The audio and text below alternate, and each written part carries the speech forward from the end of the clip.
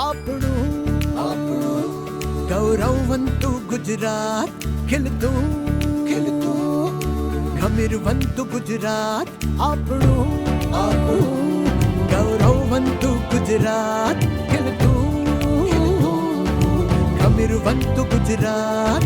વિવિધ ઉપલબ્ધિની ગાથા ગાઈએ, વિવિધ ઉપલબ્ધિની ગાથા ગાઈએ, ગાઈએ ગુજરાત ગાથા, ગુજરાત ગાથા ગાઈએ, ગુજરાત ગાથા, ગુજરાત ગાથા.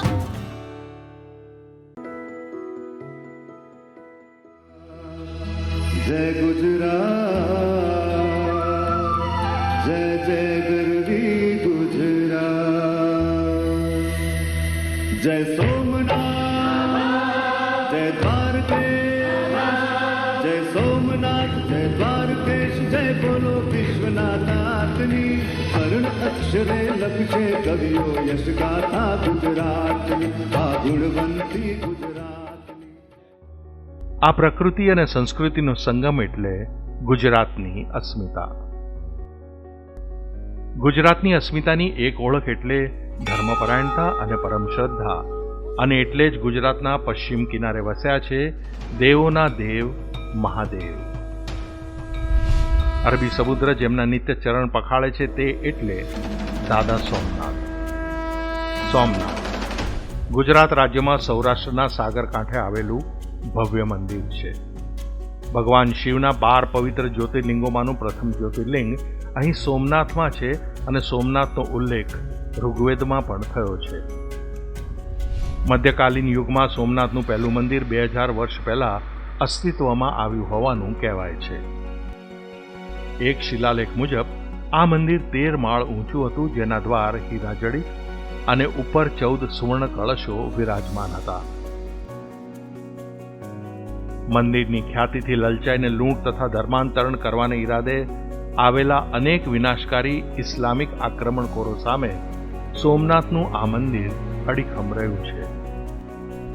ભારતના પહેલા નાયબ વડાપ્રધાન સરદાર વલ્લભભાઈ પટેલે નવેમ્બર 13, 1947ના રોજ મંદિરનું પુનઃનિર્માણ કરવાની પ્રતિજ્ઞા કરી.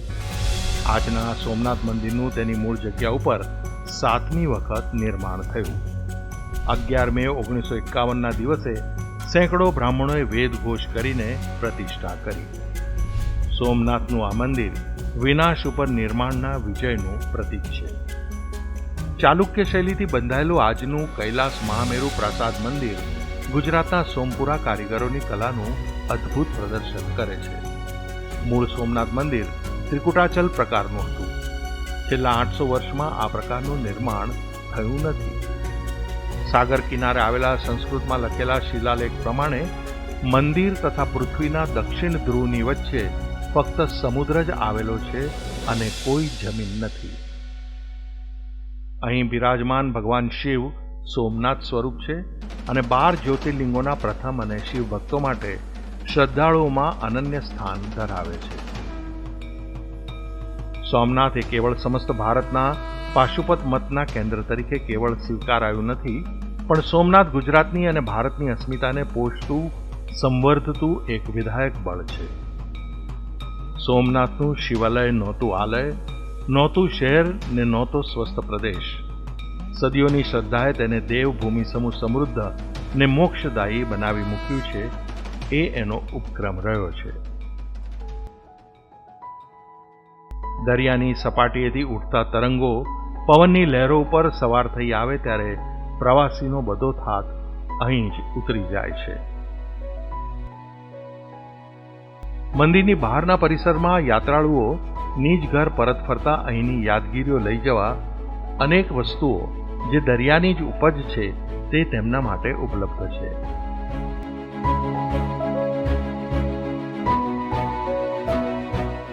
સ્વચ્છ પરિસર, રહેવાની પર્યાપ્ત ઉત્તમ સગવડ, ભોજન વ્યવસ્થા, વાહનો માટે સુસજ્જ પાર્કિંગ,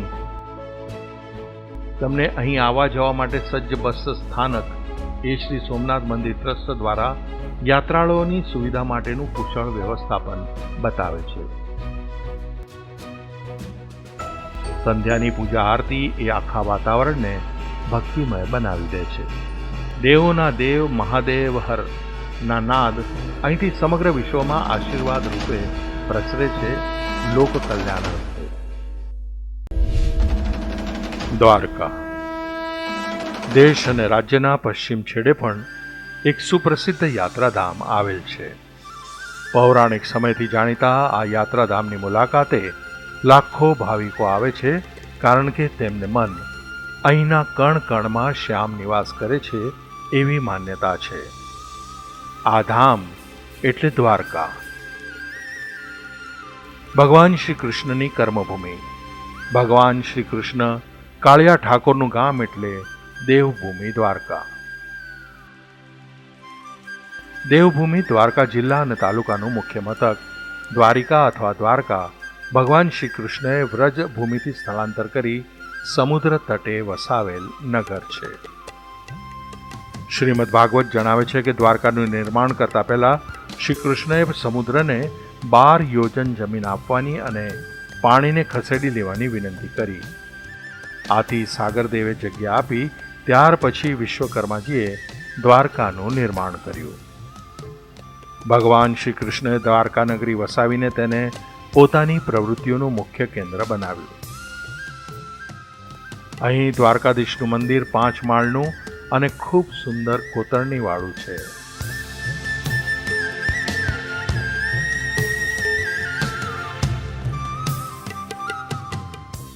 સાઈઠ થાંભલા ઉપર ઊભા કરાયેલા મંદિરમાં ભક્તો વિશેષ સંરચના પ્રમાણે સ્વર્ગ દ્વારેથી પ્રવેશ કરે છે અને મોક્ષ દ્વારેથી મંદિરની બહાર નીકળે છે. ગોમતી નદીના કિનારે વસેલું આ નગર હિન્દુ ધર્મનું પવિત્ર તીર્થ છે.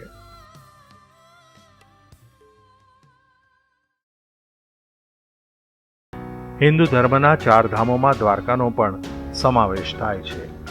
અહીં હિન્દુ ધર્મના અનેક નાના મોટા મંદિરો આવેલા છે.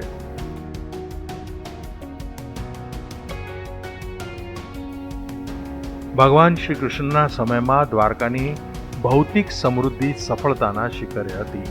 ભગવાન શ્રી કૃષ્ણએ પોતાની લીલા સંકેલવા માંડી અને તે સાથે જ સમુદ્રના પાણી દ્વારકા ઉપર ફરી વળ્યા. કહેવાય છે કે દ્વારકા નગરી સમુદ્રમાં ગરકાવ થઈ ગઈ. આજે પણ ત્યાં તે નગરીના અવશેષો મળી આવે છે. દ્વારકા નગરી પ્રાચીન સમયથી અત્યાર સુધીમાં અનેક વખત જીર્ણોદ્ધાર પામી છે. દ્વારકાધીશનું મંદિર ગોમતી નદીના કિનારે છે. ગોમતી ઘાટ પરથી 56 સીડીઓ ચડીને મુખ્ય મંદિરમાં પ્રવેશ કરી શકાય છે, જેને સ્વર્ગ દ્વાર કહેવામાં આવે છે.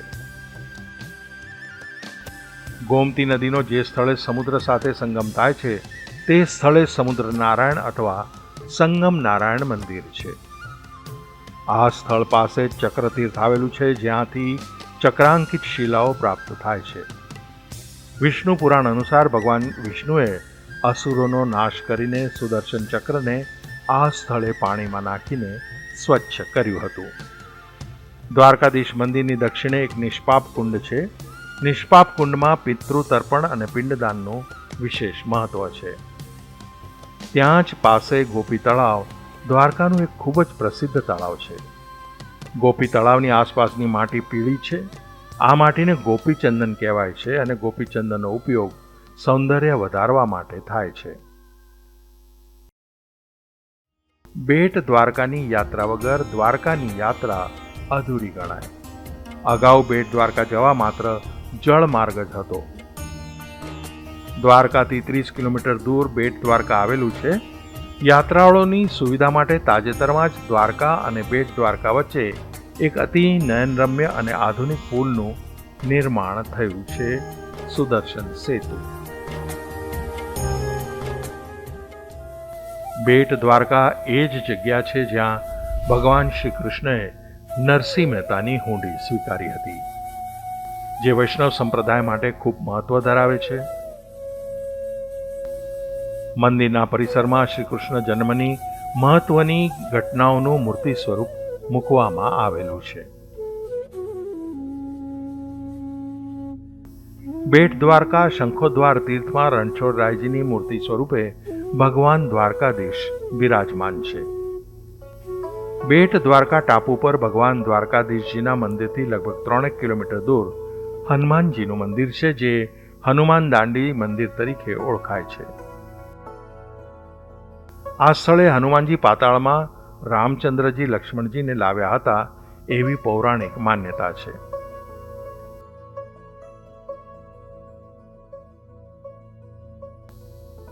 ગુજરાત સરકારશ્રીના પ્રયત્નોથી દરેક વર્ગને પોસાય તેમ આધુનિકથી માંડી તમામ વર્ગને આવરી લેવાય તેવી અહીં રહેવા ખાવા પીવાની વ્યવસ્થા ખૂબ સુંદર ગોઠવાયેલી છે. દ્વારિકાની આસપાસના વિસ્તારોનો પણ ખૂબ વિકાસ થયો છે, જે શ્રદ્ધાળુ કે પ્રવાસીઓ માટે આકર્ષણનું કેન્દ્ર છે. દ્વારિકાથી 17 કિલોમીટર દૂર આવેલ નાગેશ્વર જ્યોતિર્લિંગ એ શિવ ભક્તો માટે ખૂબ આસ્થાનું સ્થાન ગણાય અને દ્વારકાથી માત્ર 13 કિલોમીટર દૂર વિશ્વના બ્લુ બીચમાં સ્થાન પામેલ શિવરાજપુર જોવાલાયક અને માણવાલાયક સ્થળ છે.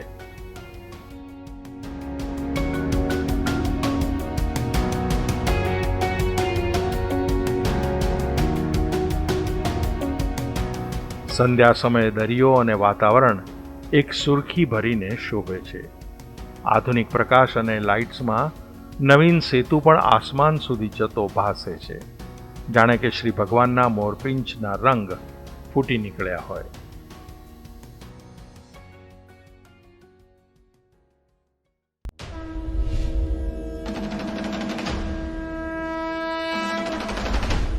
મધ્ય ગુજરાતમાં આવેલ પાવાગઢ ડુંગર એ અતિ પ્રાચીન સમયથી ઇતિહાસના અનેક પદચિહ્નોની સાક્ષી આપતો અડીખમ ઊભો છે. એક લોકવાયકા એવી છે કે આ ડુંગર જેટલો દેખાય છે તેના કરતાં જમીનની અંદર ઘણો છે, એટલે કે પા ભાગ જ બહાર છે અને અહીં પવન સતત ફૂંકાતો રહે છે, તેથી તેનું નામ પાવાગઢ પડ્યું. ચાંપાનેર વનરાજ ચાવડાએ 8મી સદીની આસપાસ વસાવ્યું હતું. પોતાના ખાસ મિત્ર અને સેનાપતિ ચાંપાના નામ ઉપરથી આ નામકરણ થયું હતું. સમયના ઇતિહાસની અવિરત યાત્રામાં અનેક મહત્વપૂર્ણ ઘટનાઓ અહીં આકાર પામી છે. ચાંપાનેર નજીક આવેલ માચી સુલતાન મોહમ્મદ બેગડાની રાજધાની બની. આ સમયકાળની છાપ મુગલ શૈલીમાં બંધાયેલ જામા મસ્જિદ, શાહી મસ્જિદ સહિત અનેક સ્મારકોમાં ઝળકે છે.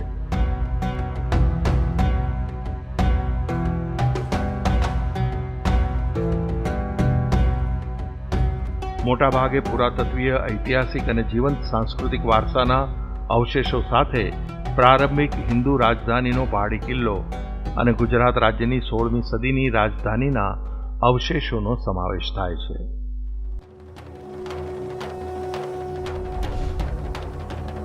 ડુંગરની ટોચ ઉપર બિરાજમાન છે વંદનીય કાલિકા માતા.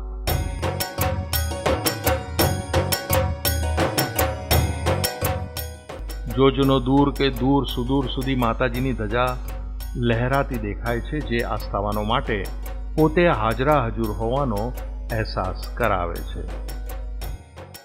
ગુજરાત અને માઈ ભક્તોનું શ્રદ્ધાસ્થાન લગભગ 10મી કે 11મી સદીમાં નિર્માણ પામેલું આ મંદિર એક શક્તિપીઠ છે. ચાંપાનેરથી યાત્રાળુઓ ડુંગર ચડવા વાહનનો ઉપયોગ કરી માચી સુધી પહોંચે છે.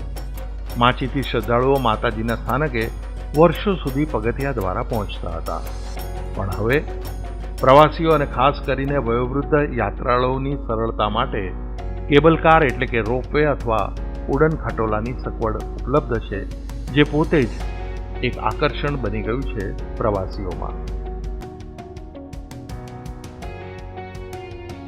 માચીથી પગથિયા ચડી મંદિરના પરિસરમાં પ્રવેશતા જ થાકેલા યાત્રાળુઓ માટે બેસવાના બાંકડા, પીવાના પાણીની સગવડ અને શૌચાલય ઉપલબ્ધ છે. મંદિરમાં 3 દેવીઓની મૂર્તિઓ સ્થપાયેલ છે. મધ્યમાં શ્રી કાલકા માતાજી, જેની ડાબી બાજુએ મા કાળી માતા અને જમણી બાજુએ મા બહુચર માતાજી બિરાજમાન છે. આ મંદિર એક શક્તિપીઠ છે, જેમાં સહસ્ત્ર ભક્તો આવે છે.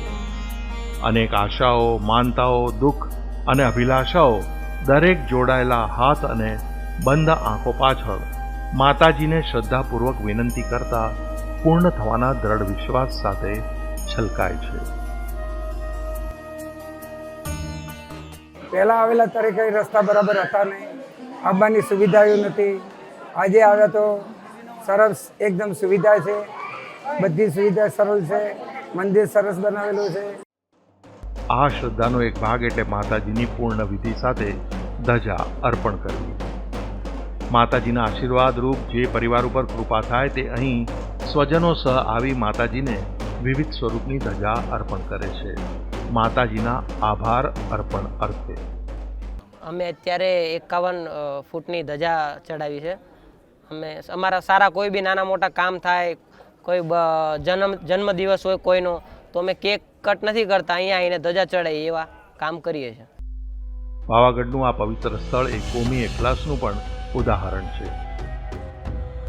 મંદિરની નજીક નવીનીકરણ પામેલ સદનશા પીરની દરગાહ શ્રદ્ધાળુઓ માટે આસ્થા સ્થાન છે. આ પીરના દર્શન માટે મોટી સંખ્યામાં મુસ્લિમ બિરાદરો આવી પહોંચે છે અને તેઓ મહાકાળીના દર્શન કરવા પણ અચૂક જાય છે. અહીંયા મહાકાળી મંદિરની અંદર જે પણ યાત્રાળુ દર્શન કરવા આવે, માતાજીના દર્શન કર્યા પછી પીર બાબાના દર્શન કરવા જરૂર આવે.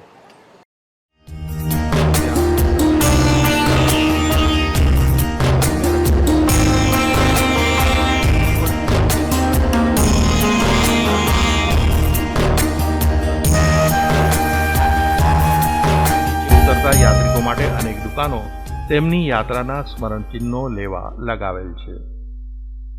પાવાગઢ પહોંચવા અનેક વાહનોની સગવડ અને હંમેશા કાર્યરત બસ ડેપો અગત્યની સેવા પૂરી પાડે છે. અને હા, જો ચોમાસું હોય તો આ વિસ્તાર 16 કળાએ ઝરણાઓ અને વાદળોની ઘટાઓમાં અત્યંત રમણીય બની જાય છે. અંબાજી, અરાવલ્લી.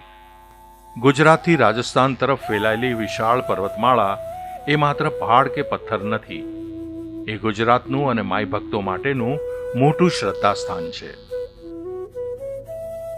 આ શ્રદ્ધાના કેન્દ્રરૂપ માતાજીનું મંદિર ગુજરાત રાજસ્થાન સીમા નજીક બનાસકાંઠા જિલ્લાના દાંતા તાલુકામાં અરાવલ્લી શૃંખલાના આરાસુર પર્વત ઉપર સ્થિત છે, જે ખૂબ જ પ્રાચીન પવિત્ર શક્તિતીર્થ સ્થાનોમાંથી એક છે. અહીં વસે છે માતા જગદંબા આરાસુરવાળી માં અંબાજી. સુવર્ણ કળશ અને સુવર્ણ શિખરમાળાથી શોભતું આ મંદિર એટલે અંબાજી માતાનું સ્થાનક. અંબાજીનું આ મંદિર લગભગ 1200 વર્ષ જૂનું ગણાય છે. સફેદ આરસપાણથી બનેલું આ મંદિર ખૂબ ભવ્ય છે.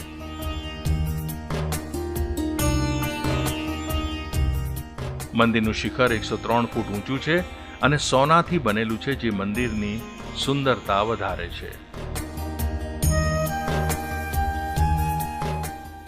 આ મંદિર માતાજીના 51 શક્તિપીઠમાંથી એક છે, જ્યાં માતા સતીનું હૃદય પડ્યું હતું. આ મંદિર આમ તો શક્તિપીઠ છે, પરંતુ તે અન્ય મંદિરોથી થોડુંક અલગ છે. આ મંદિરમાં માતા અંબાની પૂજા શ્રી યંત્રની આરાધનાથી થાય છે, જે સીધી આંખે જોઈ શકાતું નથી. અહીંના પૂજારી આ શ્રી યંત્રનો શૃંગાર એટલો અદ્ભુત કરે છે, જાણે માતા અંબાજી અહીં સાક્ષાત વિરાજમાન છે.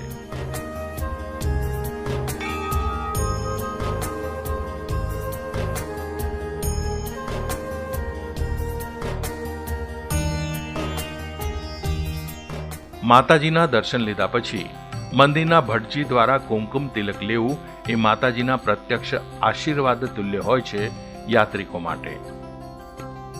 માતાજીને ધરાવવા માટે અત્યંત પવિત્ર અને શુદ્ધ વાતાવરણમાં તૈયાર થયેલ ભોજન પૂજારીજી અથવા ભટજી દ્વારા વિધિપૂર્વક ધરાવવામાં આવે છે. ભાવિકો માટે આ દર્શન પણ એક અનોખો લાવો હોય છે. પોતાના તરફથી થાળ, પ્રસાદ અને ચુંદડી અર્પણ કરતા ભક્તજન કૃતાર્થતા અનુભવે છે. શિવ વગર શક્તિનું અસ્તિત્વ અધૂરું લાગે. મંદિરની અંદર શિવ ભગવાન પણ બિરાજમાન છે, જેની પૂજા આરાધના એટલી જ શ્રદ્ધાપૂર્વક કરવામાં આવે છે. પરિસરમાં એક મંડપની નીચે અનેક હવનકુંડ યાત્રિકોની શ્રદ્ધા અને ભક્તિ અનુસાર માતાજીના સાક્ષી ભાવે હોમ હવન કરાવવા માટે આ હવનકુંડ બનાવેલ છે, જ્યાં વિદ્વાન બ્રાહ્મણો દ્વારા અવિરત આહુતિ, પૂજા અને હવનના મંત્રો ગુંજતા રહે છે.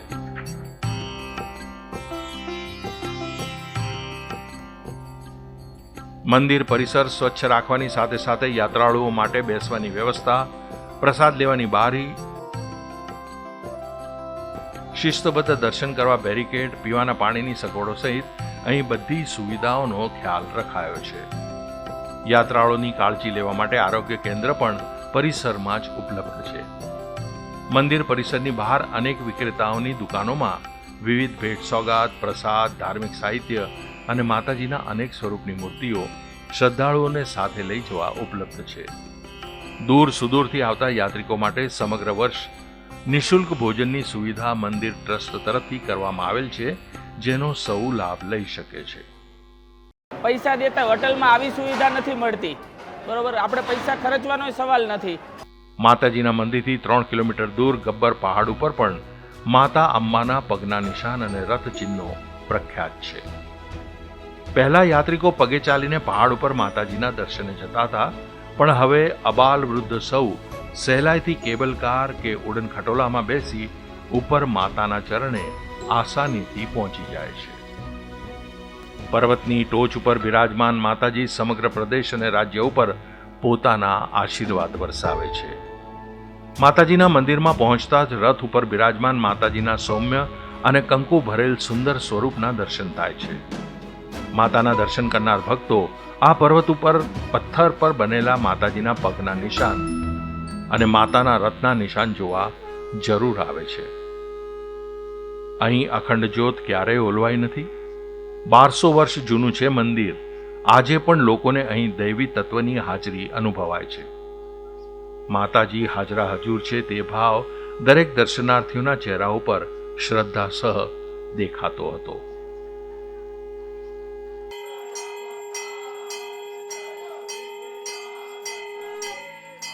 ગબ્બર પહાડની નજીક આવેલ સુંદર અને શ્રદ્ધાનું અનેરું સ્થાન એટલે 51 શક્તિપીઠની પ્રતિકૃતિની પરિક્રમા.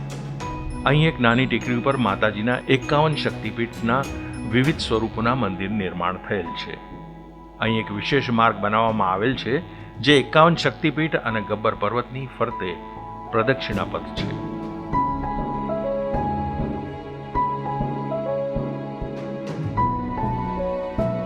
અંબાજીમાં આવેલ માન સરોવર પણ એક અનન્ય શ્રદ્ધા સ્થાન છે. એમ મનાય છે કે શ્રી કૃષ્ણની ચૌલ ક્રિયા અહીં કરવામાં આવી હતી.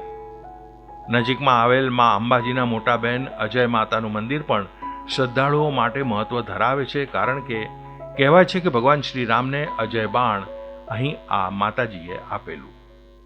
અજય માતાના દર્શન કરી અજય માતાએ ત્યાં શિખર ઉપર ધજા ચડાવી અને અંબે માતાએ ધજા ચડાવતા આવી એક લોકવાયકા છે. જેમ જેમ સંધ્યા ઢળતી જાય તેમ તેમ ભક્તિનો જુવાળ વધતો જાય છે અને રાત્રિના પ્રથમ પ્રહરમાં આસમાનમાં અનેક તારલાઓની હાજરીમાં માતાજી સાક્ષાત સ્વરૂપ પ્રગટ થાય છે. લેસર શો દ્વારા સમગ્ર વિસ્તાર માતાની છત્રછાયામાં સમાઈ જાય છે, એક અવલૌકિક દિવ્યતાની સાથે.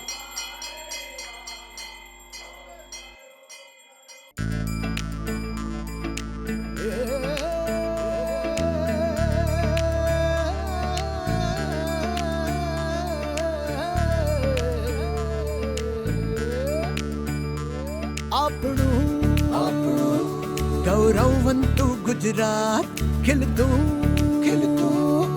ખમીરવંતુ ગુજરાત. આપણું ગૌરવવંતુ ગુજરાત, ખીલતું ખમીરવંતુ ગુજરાત. વિધ વિધ ઉપલબ્ધિની ગાથા ગાઈએ,